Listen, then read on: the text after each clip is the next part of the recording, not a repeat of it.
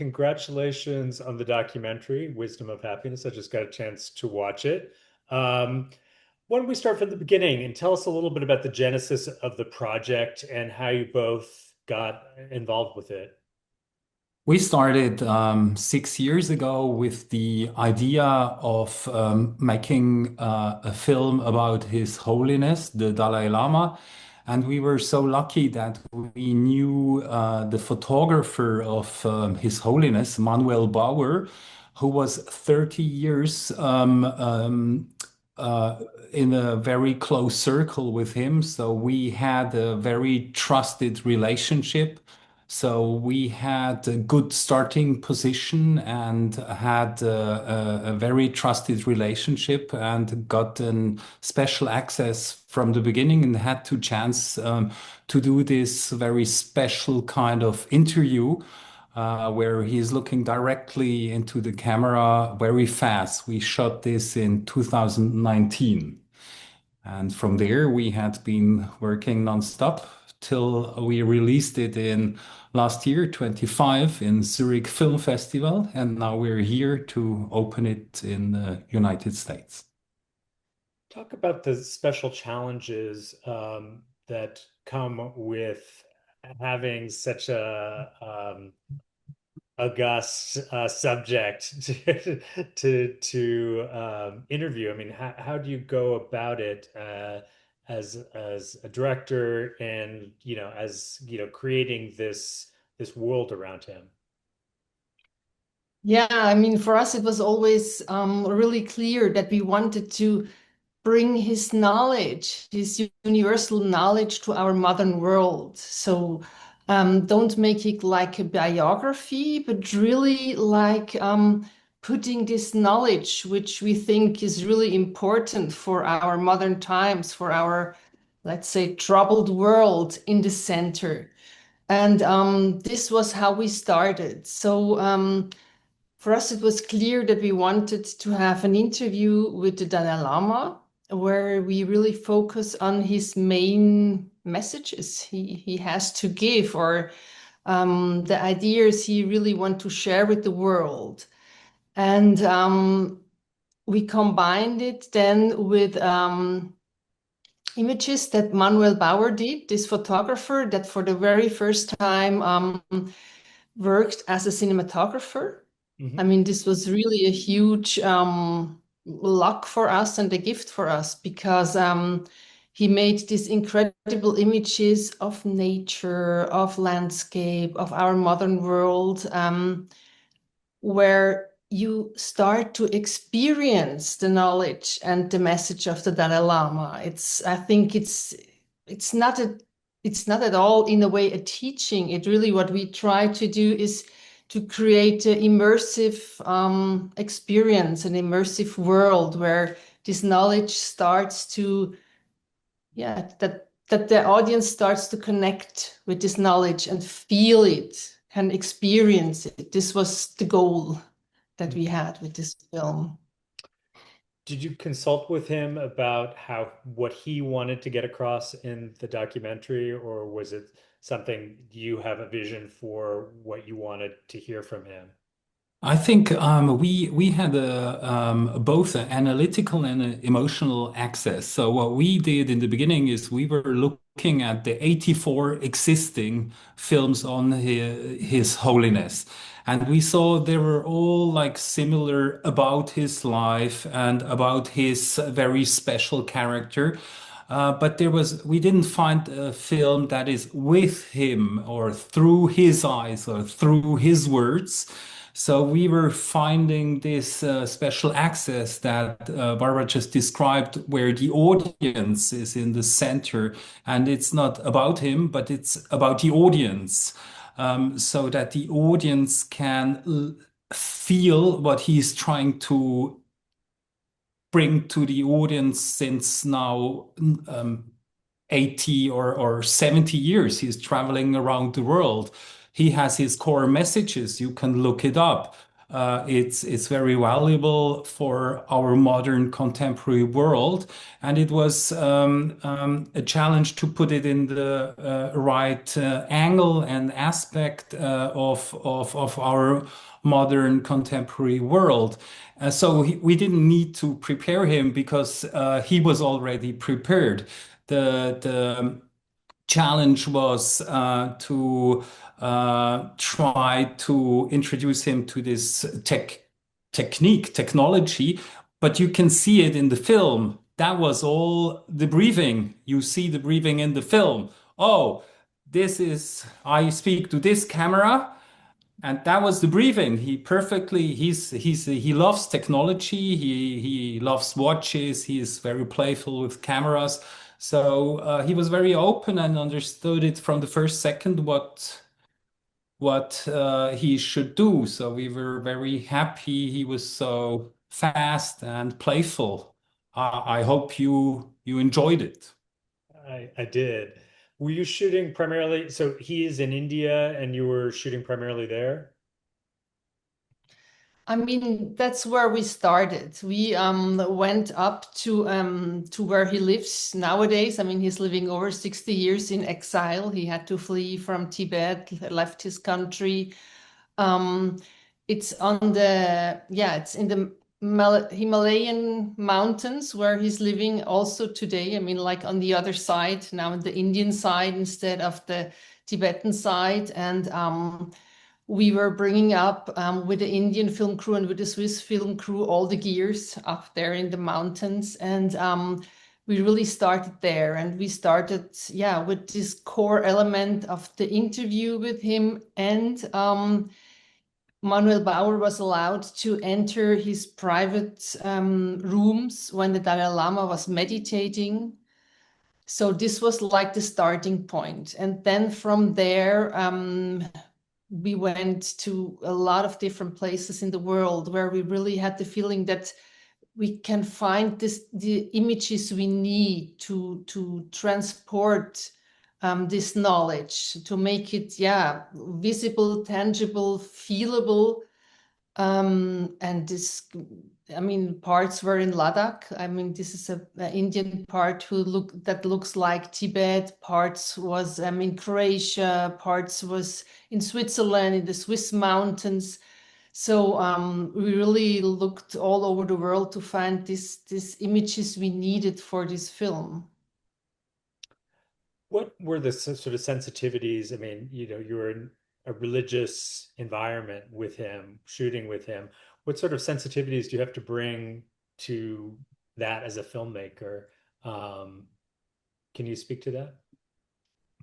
That's interesting. I think he's the most uncomplicated person you can imagine to work with. I mean, he really his deep conviction is that all human beings are equal, that there's no one which is more important or which is above someone. And the moment we entered, the moment we prepared the interview and then he came in, he greeted everyone. He was laughing. As Philip said, he's so open. Um, I mean, we were really like, we really thought like, wow, oh my God, what will happen when he comes and starts talking with us? But he makes you feel at ease in a second. It's so wonderful. Also, he's mentioning in the film, let's not talk about religion. Let's talk about life and only one life, which is kind of sensational if you think of a Buddhist complex theory of ongoing lives. So he has in our film a very secular access of how to live life. Also, the values that he is trying to give to the world are, of course, Buddhist values, but he also is standing for secular ethics. So, for example, he has educational materials that are very secular, that are about emotional learnings, ethical learnings. So he is not at all a preacher. And in Buddhism, you should not take any missions and try to bring it to people. But he is there in a very secular way and saying this is old ancient knowledge that is very living today and is very, you don't need to be a Buddhist, you don't need to be an expert. This film is open for everybody. We are not Buddhists, and the audience, most of the audience are not Buddhists and find it very helpful and very powerful and very hopeful, especially nowadays where you're overwhelmed, you're overstimulated with so many input that you're finding no time to breathe or reflect or think about the inner world or think about your inner voice or how to work with your feelings. So I think, or we saw it from the audience in Europe, it was so many people were going to theaters and were having this community feeling of watching the film together. That's very valuable, this knowledge that he brings to the audience.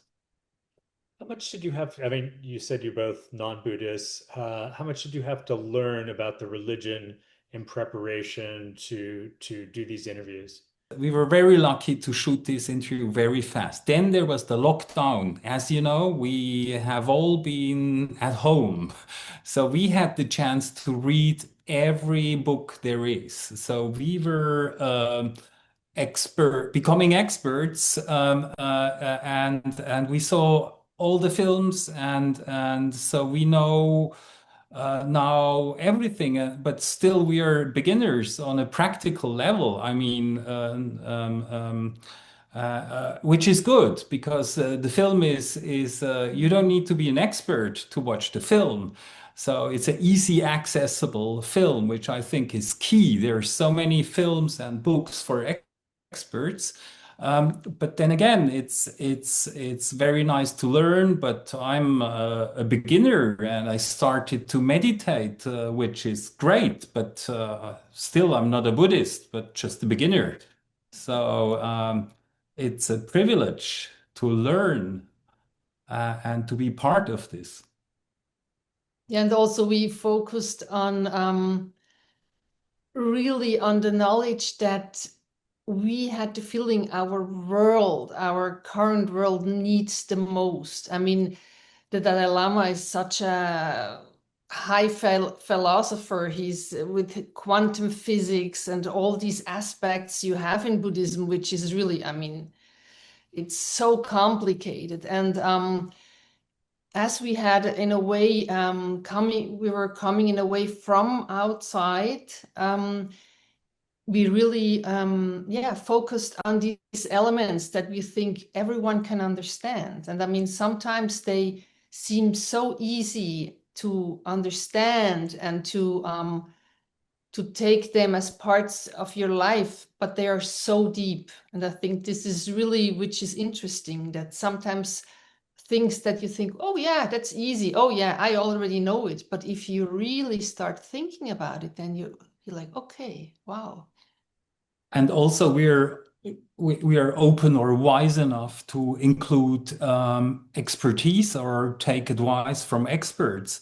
Like Richard Gere was contributing many parts on the editing. For example, he was constantly saying, this is all scientifical. So we were strengthening the parts that say, hey, this is not only ancient traditional knowledge, but it's also based on science.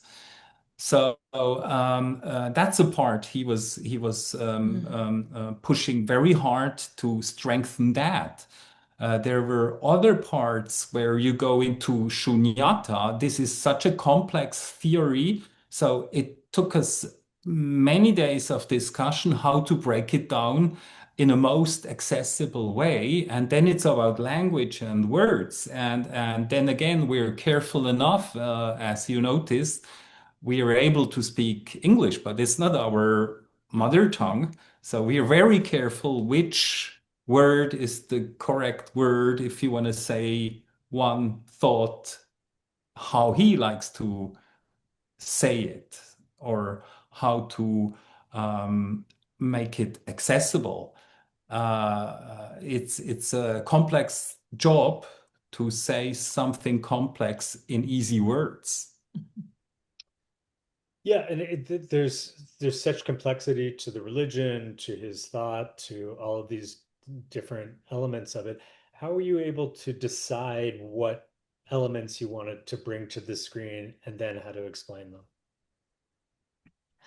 I mean, this, of course, had to do with the preparation that we did. I mean, already before we did the interview and we met him, we really prepared very well to find out which are his key messages that he's really focused on and he wants to transmit. I mean, a lot of people also said, I mean, this film is like a legacy of his most important messages he has for our world, for the future generations to come. So, of course, also talking with him during the interview, we knew on what we wanted to focus, and of course, he had a very clear message what he wants to tell the world. And I mean, the moment he was doing this interview, he knew that he will talk through this element we had set in front of the camera, this direct eye technique, and that he will talk directly to each and every one of the audience. So, yeah, I mean, also we prepared very well. The moment when the Dalai Lama starts speaking, I mean, he has such an incredible knowledge and such an openness, and also he's so accessible. And it was really a gift that he was also talking about some really personal things, like his mother, who he calls the guru of compassion, where he learned compassion from. He talked about the father and the difficulties he had. He talked about his childhood, which was quite difficult also. I mean, he wasn't just born poof like the Dalai Lama and he knew everything. He really had to learn all these difficult things and this knowledge through a lot of hours and years of learning. So yeah. And then there is editing. I mean, it took us more than 2 years of editing and finding the right balance. Like if you want to go through themes, for example, climate now is in the end because it's kind of a heavy topic, but it can be hopeful. But as you can see, he talks about his private observation. Like when he was young, you can see him playing there in the Himalayan snow. But his observation is like right now, there is not so much snow anymore there. So, but where to put this in the edit? So we thought it's right, it's good there in the end, not too much to the end, but a little bit before, so that it's not so heavy, but you want to get out of the movie with a powerful feeling. So we had to find the right balance of theory, practical things, personal anecdotes, light stuff, heavy stuff. I mean, it includes Ukraine, it includes Gaza. It's heavy and it's very contemporary, but it's also very light. What makes him unique is his lightness. I mean, um, the Pope can be light too, but the Dalai Lama is much lighter and is, I don't want to compare them too much, but it's very unique how he is very personal, very human, and very light and serious at the same time. So this is extraordinary. For me personal, I'm very touched when he talks about his mother, about his childhood. And especially I saw, for example, my friends, they loved the section about self-love. where there's a big difference when you're doing it from an egoistic point You. of view or self-care love. And I think he does it so good, so to the point. Every time I'm in doubt, I think of those words, and it's excellent. Did he have specific ideas or themes or thoughts that he really wanted you to get across in the film? He was totally open to our questions. I mean, he never ever said, "Oh, I wouldn't." I mean, the Dalai Lama would never say, "I don't answer that," or "You can't ask that." He's totally open. I mean, this is so wonderful. As we said before, he's there and he's so present and he's yeah, I mean, he's open to the world and he's interested and he's in dialogue with all the people around. So I think what he really did in Wisdom of Happiness is really bringing across an emphasis on the things he really believes in. But of course, these were also the things that we wanted to have in the film, that we asked. I mean, he really wants to give Philip before talked about the lightness, and if you know a little bit, I mean, the film we show a little bit of his story and how difficult it was for him to become the Dalai Lama growing up, how much difficulties he went through with losing his country, losing everything, but having this message of hope and love and care and the way how he shows us how to deal with difficulties in life, how to deal with negative emotions, how to deal with frustrations or Anger, fear. yeah, and this is so, it's really impressive to see a human being who went through so much sorrow and so much difficulties and still, I mean, if we know the situation in Tibet, it's really difficult, and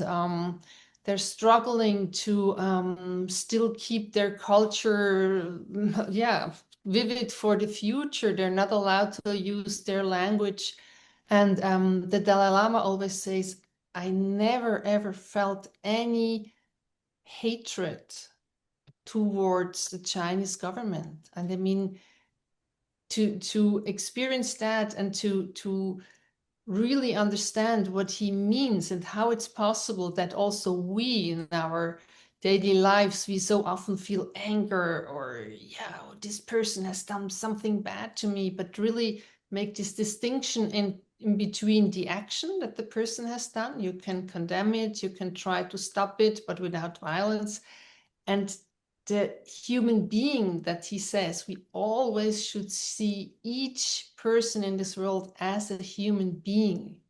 I mean, this is so huge and wonderful. And if we would do that, I mean, instead of making all these separations and telling you are guilty, it's your fault, and because you are different, I don't accept you. I mean, the world would be totally different if we start living much more in this way. And if you're asking what themes he was bringing up or trying to emphasize, I think he was constantly talking about compassion. And we're just now here in New York. There is like a new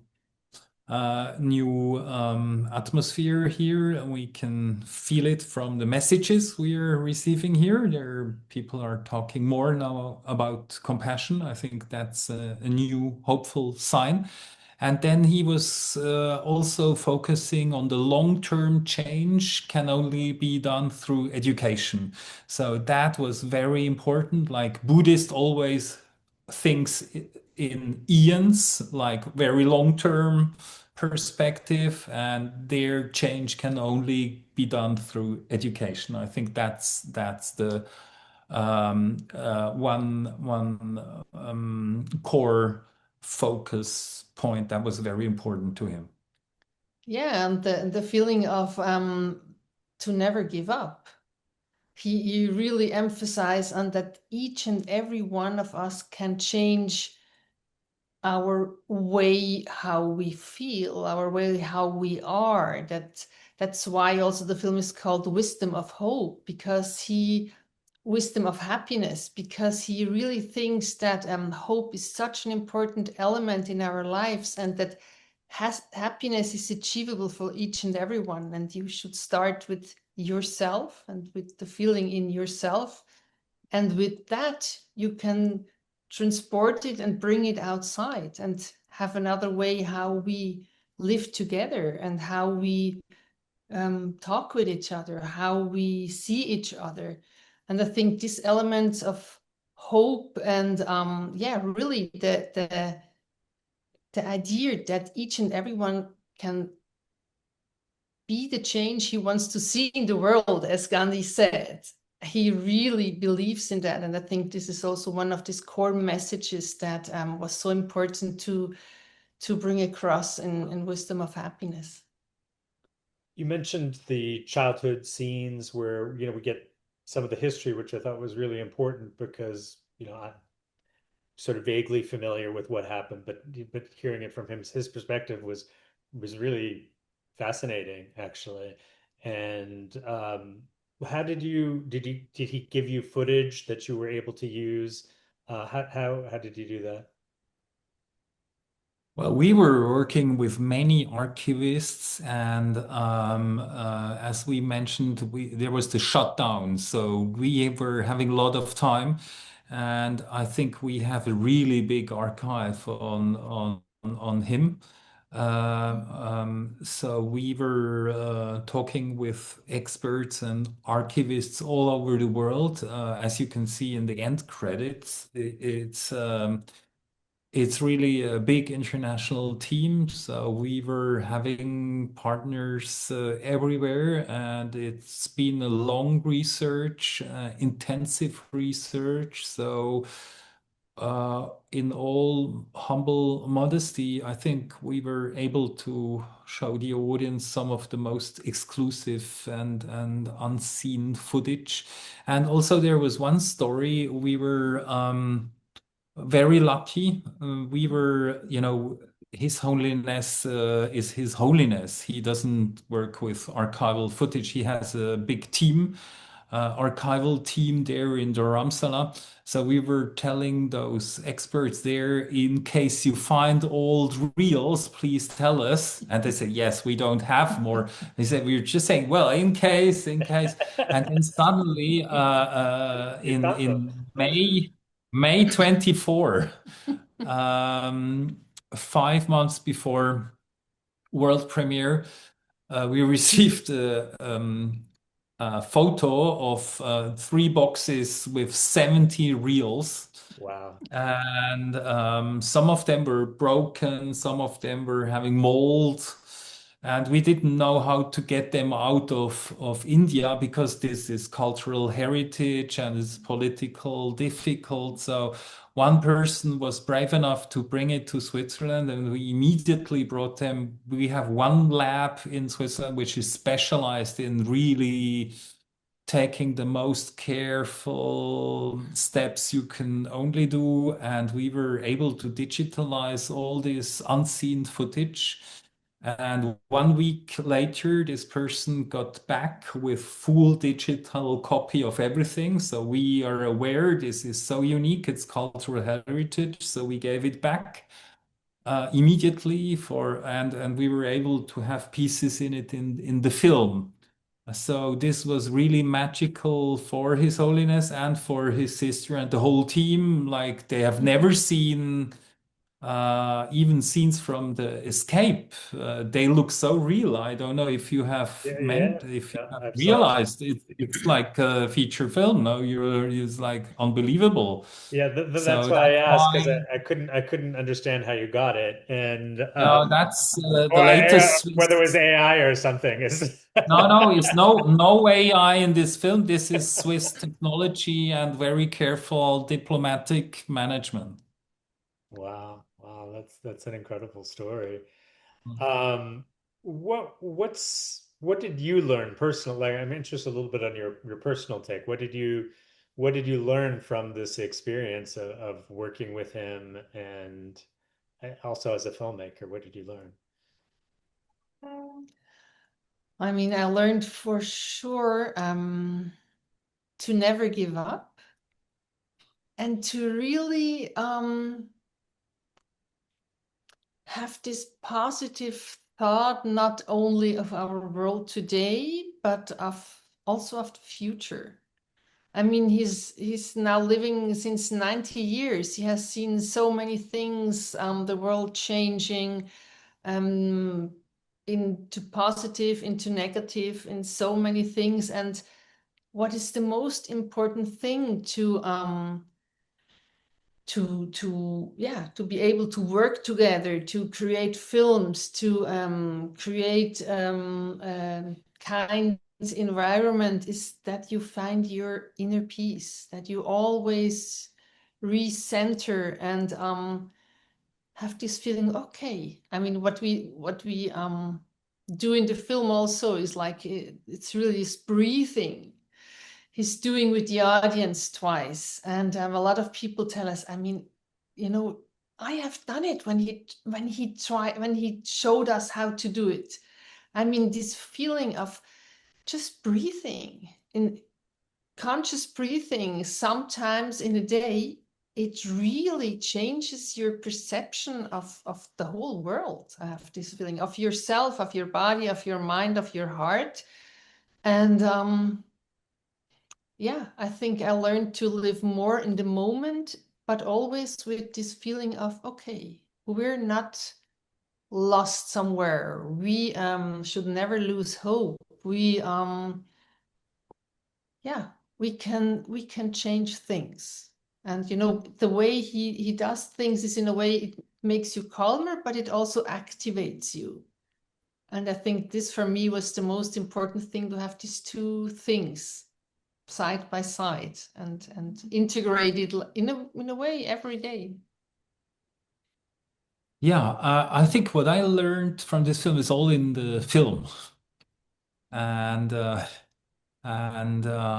can repeat some of it. How to work with negative emotions. That's very. I have two kids, and I teach them if they're angry, there's something you can do. And sometimes they tell me when I'm angry, "Hey, you told us what to do, so now you do it." And that's nice and essential. And sometimes I think the world could be really a better place if that knowledge, especially for a lot of male politicians, would be very essential. And then I was always a little bit resignative how the world, well, first you need to change, then the world can change. But how the world can change, I was always thinking it's never gonna work. But it's such a simple, systematic thing that, as he says so beautifully, I can change, then we can change, then 10 people change, then 100, then 1,000. That gives me hope that, like we see it here in New York, that it can go really fast to have a change. That's really nice.